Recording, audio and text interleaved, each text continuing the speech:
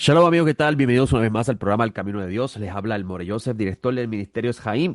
Y gracias le doy al Dios de Abraham, al Dios de Isaac, al Dios de Jacob, al Dios y Padre de nuestro Señor, Yeshua el Mesías, que nos concede la bendición de poder estar un día más vivo y poder estar aquí en PAB 550 compartiendo los tesoros de la Sagrada Escritura desde el lente de sus autores y del pensamiento conceptual de su época. El ministerio es Jaim, tiene un centro de estudio, el Centro de Estudios Hebraico, el Camino del Nazareno, se encuentra ubicado en la carretera 511, kilómetro 1.8 del barrio Real Anón en Ponce. Allí nos reunimos todos los sábados a partir de las 9 de la mañana y terminamos cerca de las 2:30 a 1 de la tarde. Varias horas, estamos dentro del centro de estudios, pero todos los que participan y han participado en nuestras reuniones se han percatado que el tiempo no da. O sea, necesitaríamos más tiempo para poder eh, llevar a cabo la labor que ejercemos de educar a las personas que desean conocer al Dios de Israel y a su Mesías, al Mesías que tenemos en los escritos nazarenos, pero de la perspectiva de sus autores, desde el punto de vista del pensamiento conceptual de ellos y el pensamiento conceptual de la época. Y esto lo estamos haciendo con la ayuda del Eterno, todos los sábados a partir de las 9 de la mañana. Así que si usted desea visitarnos, puede hacerlo. Carretera 511, kilómetro 1.8 del barrio Real Anón en Ponce, específicamente en el centro comercial Plaza Real Anón. Cuando usted entra allí, inmediatamente a mano derecha hay dos estacionamientos y dos edificios. El segundo edificio a la izquierda está pintado de blanco y gris, dando para la parte posterior a una cortina azul. Ahí está la entrada de nuestro centro de estudio. Y allí tenemos nuestras reuniones. También tenemos un canal de YouTube, el Árbol de las Vidas, es Jaime el Árbol de las Vidas. Allí también está grabado la transmisión en vivo que damos todos los sábados a partir de las 9 de la mañana. Y este programa en PAB 550 se graba y se coloca en nuestro podcast que se difunde a través de todas las plataformas de difusión de podcast. Y allí puede escucharnos si desea nuevamente repetir este audio. Tenemos también una página web, elcaminonazareno.com. Allí va a encontrar el enlace directo al acceso de nuestros servicios, que son todos los sábados a las 9 de la mañana, utilizando la plataforma Zoom. Así que usted puede estar allí con nosotros también en vivo en el momento que estamos haciendo las oraciones, el momento que no está presente en YouTube. Hoy nos encontramos en el día 26 del mes de octubre, que equivale al día 4 del mes de Hesban, según el calendario de Gilel. Y la sección de la Torá que leímos ayer en nuestro centro de estudio es la sección Noah. Noah se encuentra en Génesis capítulo 9, versículo 11, perdón, capítulo 6, versículo 9 al capítulo 11, versículo 32. Los escritos de los profetas que hicimos el día de ayer es Isaías 54, 1 al 55, 5, y en los escritos nazarenos leímos Lucas 17, 20 al 27.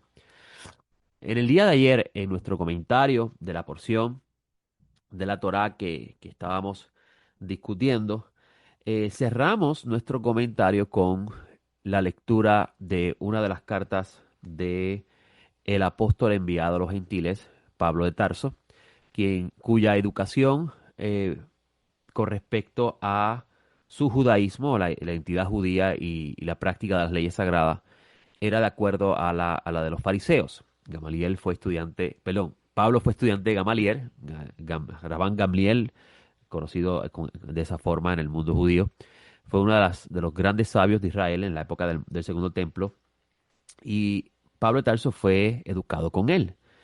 Y Pablo de Tarso tenía su judaísmo desde el punto de vista del pensamiento fariseo. Esto es bien importante cuando hablamos de su judaísmo.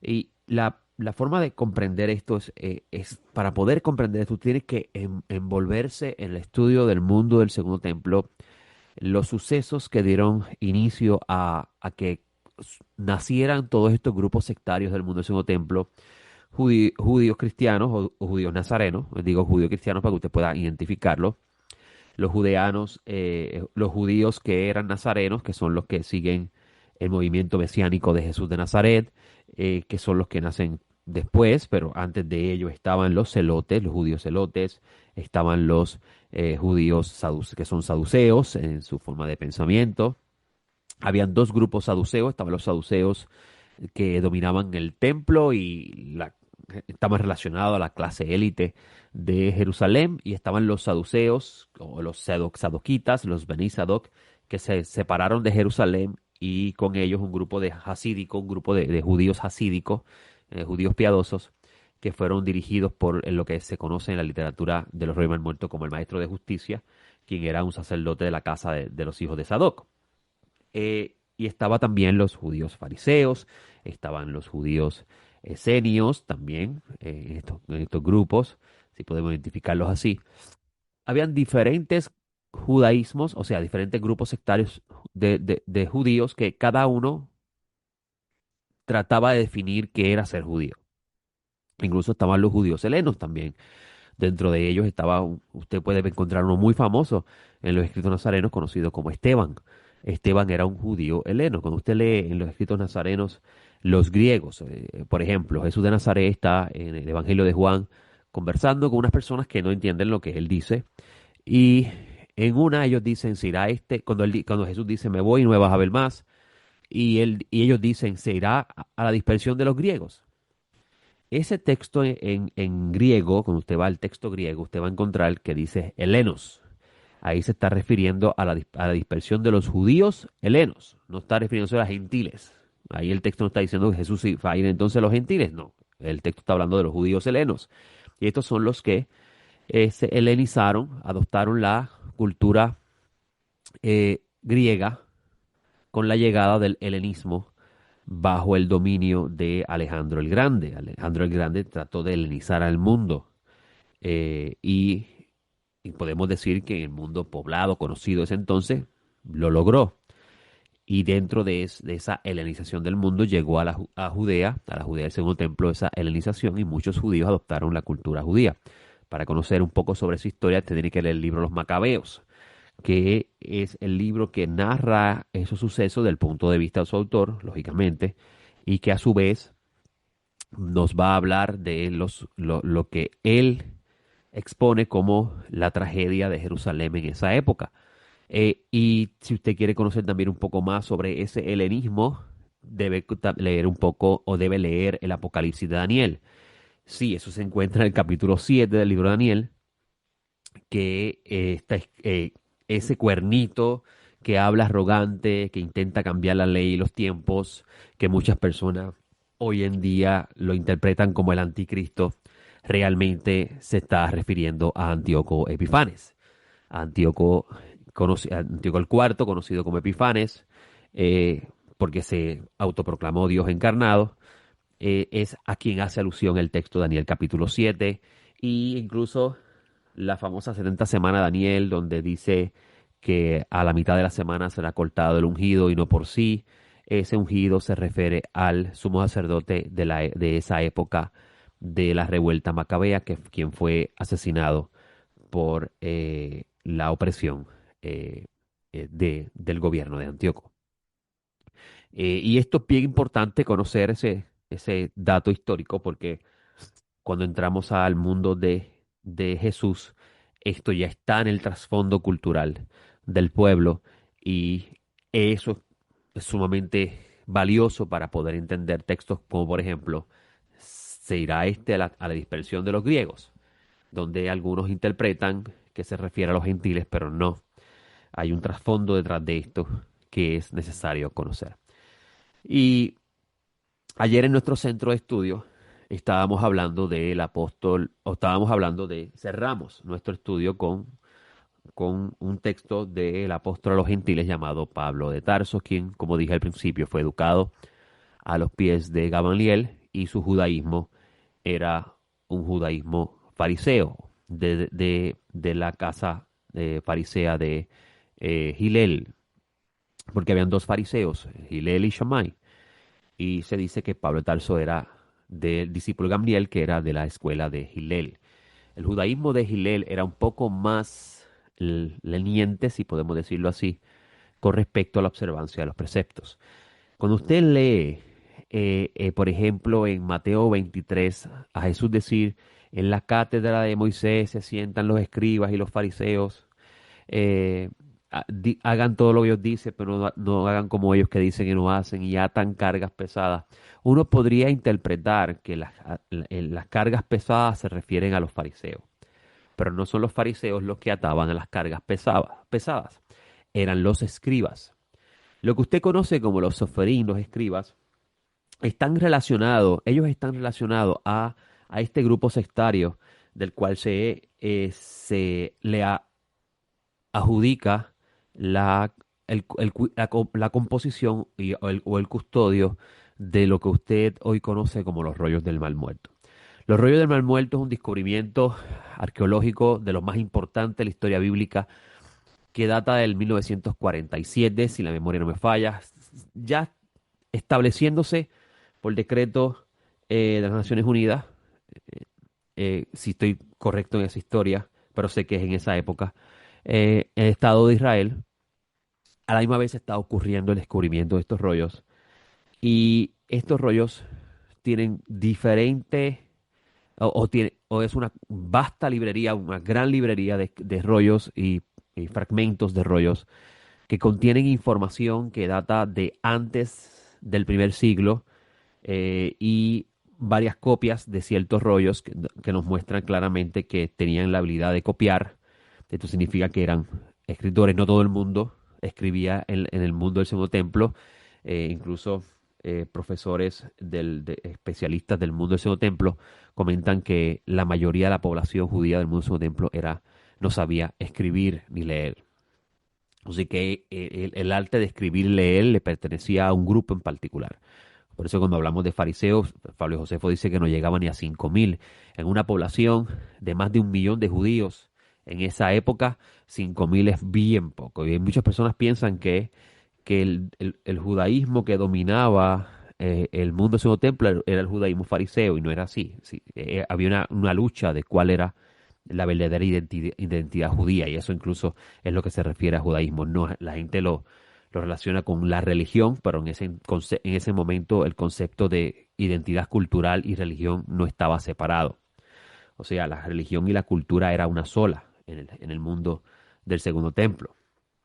Entonces, le decía que estos rollos pues muestran que este grupo, la cual algunos académicos le llaman los esenios, otros dicen que no eran esenios en sí, porque incluso en ningún lugar en los textos se autollaman ellos esenios, sino hijos de la luz o hijos de Sadoc, los Beni Sadoc, los Sadokim. Y este grupo tenía diversidad de rollos. Ahí el rollo más antiguo de Isaías encontrado, más completo, hasta el día de hoy sobrevive, fue encontrado allí. Más de 9 copias del rollo de Jubileos, uno de los libros que no está en nuestra Biblia, pero claramente conocían los apóstoles, porque por ejemplo usted va a Segunda de Pedro, capítulo 2, si la memoria no me falla, usted va a encontrar que dice, y los ángeles que pecaron, Dios los encerró en presiones de oscuridad. ¿De dónde el autor de esa carta saca esa idea si en ningún lugar de la Biblia tenemos esto? Algunos dicen, no, esto fue por revelación del Espíritu Santo. Esa es la forma de tratar de rellenar ese problema de dónde él saca esa idea. No está en ningún lugar del Antiguo Testamento, si usted quiere llamarlo así. Y la respuesta a esto está en los libros que existían en esa época, los rollos que existían en esa época, que ellos conocían, pero nosotros, por razón del canon establecido y el concepto de la sola escritura, desconocíamos. Y si usted va, por ejemplo, al libro de Jubileo, así se conoce el libro para efectos de identificación académica, el libro realmente habla de la división de los tiempos de acuerdo al conteo de jubileos. En uno de los capítulos habla de cómo los ángeles que pecaron, Dios los encerró en prisiones de oscuridad hasta el día del juicio. Así que este autor de la segunda carta de Pedro, o sea, si es Pedro el autor, nos está diciendo algo que se encuentra en un libro. Esto te dice que ellos conocían esta información. Así que es sumamente esto importante. Le decía que Pablo de Tarso pues no era de estos grupos específicamente, sino del grupo de los fariseos con respecto a su identidad judía, pero en lo que respecta a la misión que les fue encomendada, que es llevar el evangelio a las naciones donde habían judíos helenos y también habían gentiles, no judíos. Y nosotros estábamos hablando ayer en el cierre de nuestro comentario, que qué era realmente predicar el Evangelio en el tiempo de Pablo, y qué es el Evangelio que Pablo predica a los gentiles. Si usted va al libro de los Hechos de los Apóstoles, conocido como los Hechos de los Apóstoles, las Crónicas de los Apóstoles, escrito por, de acuerdo a la tradición, Lucas el médico, que es el segundo tomo de un escrito que está haciendo Lucas, está dirigiendo Lucas a una persona llamada Teófilos, donde muy bien se puede estar relacionando a Teófilos Benhanán, una persona judío helena que es de la casta de sacerdotal. Y por eso es que hay en el Evangelio de Lucas hay una relación muy grande entre el templo y la intención de su evangelio. Este Teófilos, que algunos dicen que pues él le abre su libro así a los que aman a Dios. Teófilo significa amante de Dios, pero claramente se está refiriendo a una persona en particular llamada Teófilos. En este segundo tomo, conocido como el libro de los Hechos, los discípulos le preguntan a Jesús en el primer capítulo si él habría de restaurar el reino de Israel en ese tiempo. Y esto porque ese es el mensaje del mesianismo apocalíptico del mundo, del segundo templo que Jesús de Nazaret está promoviendo o está dando a conocer cuando él dice el arrepentíos, el reino de Dios se ha acercado. Cuando Yeshua o Jesús está diciendo el reino de Dios, se está refiriendo al reino, el gobierno, a la monarquía divina que Dios dijo en los profetas que habría de venir. Y esto después del exilio a Babilonia. Así que cuando usted lee, por ejemplo, en Lucas capítulo 17, que cuando él dice que el reino de Dios no va a estar allá ni acá, sino que el reino de Dios está en medio de vosotros, él se está relacionando con el reino de Dios porque siendo el Mesías, él habría de ser el heredero del trono de David, que habría de sentarse en el reino de Israel, que es el reino de Dios. Lea Primera de Crónicas, capítulo 29, si no me equivoco, donde está esa explicación. Y él está relacionándose con el reino de Dios porque el Mesías es el que va a iniciar el reino de Dios. Y si el Mesías es el que va a iniciar el reino de Dios, pues hay que reconocer que el Mesías está en medio de vosotros. ¿Por qué? Porque este reconocimiento trae consigo un arrepentimiento y el deseo de la restauración de todas las cosas para que ello suceda. Esto por consiguiente, usted va a ir al libro de los Hechos y usted va a encontrar que los discípulos, después de la resurrección de Jesús, después que Dios resucita a Jesús de entre los muertos, los discípulos, después de andar 40 días con él, le preguntan, ¿restaurarás el reino de Israel en este tiempo? A lo que él responde, no quedan ustedes saber los tiempos y las ocasiones que Dios ha dejado en su toda la potestad, pero me van a ser discípulos, me serán discípulos, o sea, mejor dicho, me serán testigos en Judea, en Samaria, hasta lo último de la tierra. Y en otros programas hemos hablado de qué significa ser testigo de Jesús o ser testigo de Yeshua. Y hoy vamos a traerle un texto de Pablo Tarso que valida lo que llevamos tiempo diciendo, y esto lo discutimos ayer y vamos a abundar un poco más hoy. Dice el capítulo 1, versículo 15, perdón, Primera de Corintios 15, 3. Yo soy un poquito disléxico, así que le pido perdón por eso, por mis errores en los números. Porque primeramente os entregué lo que también recibí, que el Mesías murió por nuestros pecados conforme a las Escrituras. Eso se encuentra en Isaías capítulo 53. Que fue sepultado y fue resucitado el tercer día, como encontramos en las profecías que están en los salmos. Los salmos eran vistos como cánticos proféticos, incluso hay mucho mesianismo en los salmos. Y fue visto por Cefas es Pedro, y después por los 12, y después fue visto por más de 500 hermanos a la vez, la mayoría de los cuales aún viven. Mire lo que está enfatizando Pablo. Pablo está diciendo que el Mesías murió, Dios lo resucitó y fue visto. O sea, hay testigos que vieron al Mesías vivo después de su muerte. Eso es lo que está diciendo Pablo de Tarso. Y después fue visto por más de 500 hermanos a la vez, la mayoría de los cuales aún viven y aún algunos ya duermen. Y después fue visto por Jacobo. Jacobo es Jacobo Hasadik, Jacob Hasadik, el hermano de Jesús. después por todos los apóstoles. Significa que hay otros apóstoles adicionales a los 12 originales, porque la palabra apóstol significa enviado, enviado con una misión en particular. Un apóstol no es una persona que se sienta en una iglesia como un rey que deben de servir, como muchas personas aplican ese título hoy. Un apóstol es una palabra, la palabra apóstol es un enviado, un mensajero que tiene la labor de ejercer una tarea que se le ha encomendado para que haga en otro lugar. Por eso es que se llama enviado.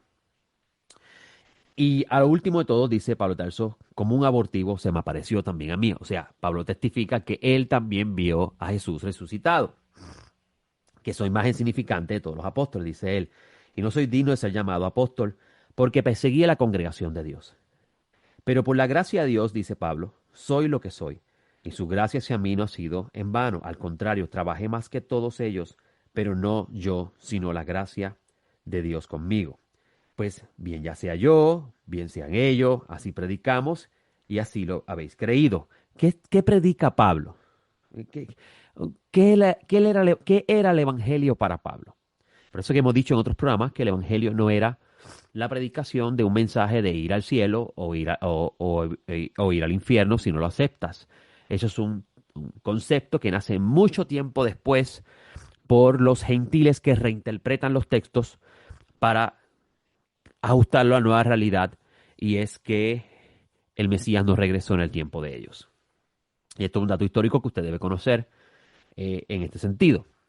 Y continúa él diciendo, pues ya bien sea yo, sea ellos, así predicamos y así habéis creído. ¿Qué predicaban?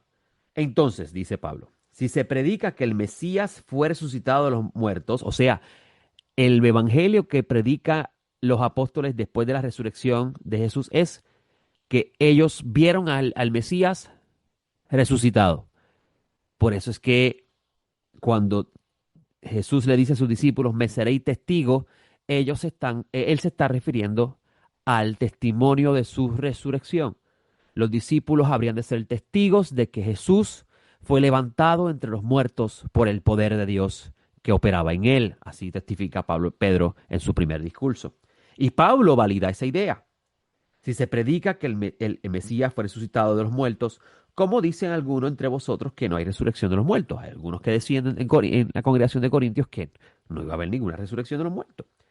Y por eso es que él dice, y si el Mesías no fue resucitada, vana es nuestra predicación. O sea, si Pablo predicaba el Evangelio y el Evangelio de Pablo consistía en creer que Jesús es el Mesías y que él fue resucitado entre los muertos por el poder de Dios y ahora espera que a los que se lo pongan, se lo ponen a su mesianidad, eso es lo que está tratando de explicar los textos, sean puestos por estrado de sus pies, o sea, se arrodillen ante él y reconozcan a él como el rey escogido por Dios. Ese es el pensamiento de los evangelios con respecto a su resurrección.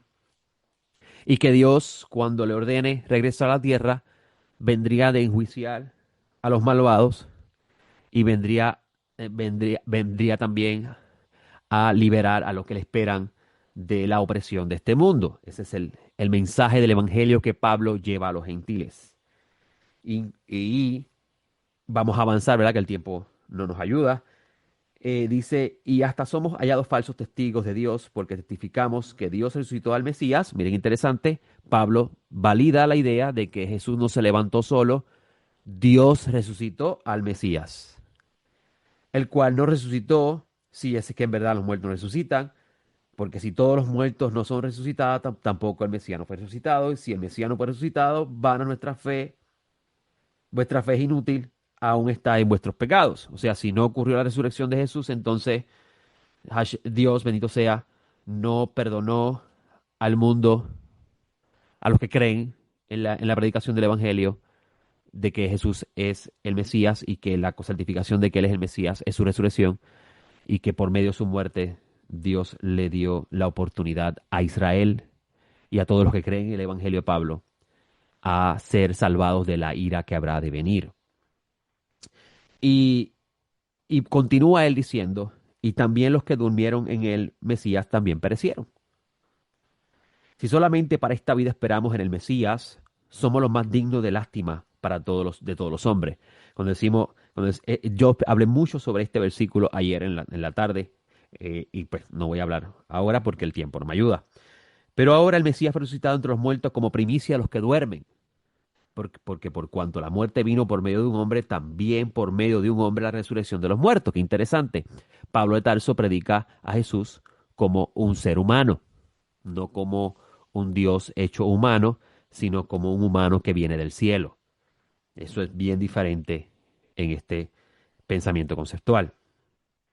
Porque así como en el Adán todos mueren, así en el Mesías todos serán vivificados. Pero cada uno en su orden, dice Pablo. El Mesías, que es las primicias, luego los que son del Mesías en su venida. Por eso que Pablo predicaba la venida del Mesías. Luego el fin, cuando entregue el reino al Dios y Padre, mira qué interesante, lo hemos hablado muchas veces en nuestro centro de estudio, aquí en este programa también, Jesús tenía un Dios. Este Dios es el mismo Dios de Israel. El Dios de Israel es conocido como Yud-Hei, Vav-Hei, el nombre sagrado. Es a quien Jesús le llamaba también su Padre, al igual que Israel él llamaba a Dios su Padre. Y esto es bien importante. Incluso evidencia de esta idea lo va a encontrar en el Evangelio de Juan, donde Jesús resucitado le dice, voy a subir a vuestro Dios, a mi Dios, a vuestro Padre, a mi Padre. O sea, el Dios de ellos es el Dios de Jesús, el Padre de ellos es el Padre de Jesús, y Jesús le está hablando a sus hermanos judíos, específicamente a sus discípulos. Y continúa él diciendo, cuando suprima todo imperio, toda autoridad y poder, porque es necesario que él reine, ¿quién? El Mesías, hasta que ponga a todos sus enemigos por estrado de sus pies, o bajo sus pies. Y el postre enemigo en ser destruido es la muerte, porque todas las cosas sometió bajo sus pies, pero al decir todas las cosas le han sido sometidas, claro está que se está exceptuando a aquel que le sometió todas las cosas. ¿Quién le sometió todas las cosas? ¿Quién le dio toda autoridad a Jesús? Dios. Y cuando le hayan sido sometidas todas las cosas, entonces también el Hijo mismo se sujetará al que le sujetó a él todas las cosas para que Dios sea todo en todo. Ahí entendemos que el Mesías tiene una misión encomendada por Dios y es restaurarlo todo. Cuando Él restaure todo, le entregará todo a Dios para que Dios pueda estar con todos. Y eso usted lo va a encontrar en el libro de Revelaciones cuando habla de la morada de Dios con los hombres. Y esto que usted está leyendo aquí de Pablo es parte de ese evangelio que él está predicando.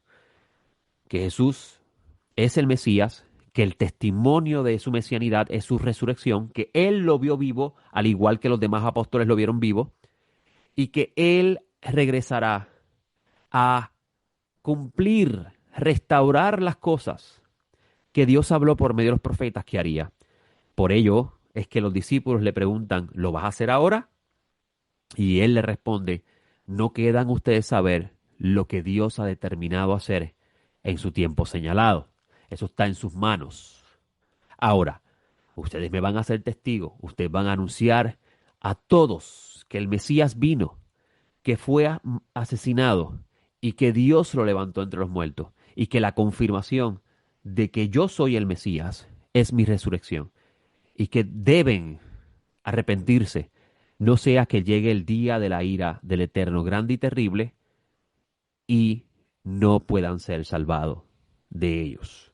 Ese es el pensamiento apocalíptico del judaísmo de Jesús, que es un judaísmo mesiánico, que es el judaísmo de los nazarenos, que es el enfoque que ellos dan. Los nazarenos nunca abandonaron su identidad judía. No comenzaron a vivir como gentiles dentro de la idea de que Jesús murió para librarnos de la ley y a crear una nueva religión que es libre de la ley. Todas esas interpretaciones, amigos que nos escuchan, y todas esas enseñanzas son ideas que nacen muchos años después de estos documentos. Originalmente ninguno de ellos dejó de ser judío, pero entendían y pensaban que estaban viviendo los últimos días y que si ellos hacían la misión que Jesús le había encomendado de anunciar de que Él era el Mesías regresaría en el tiempo de ellos y el reino de Dios sería restaurado.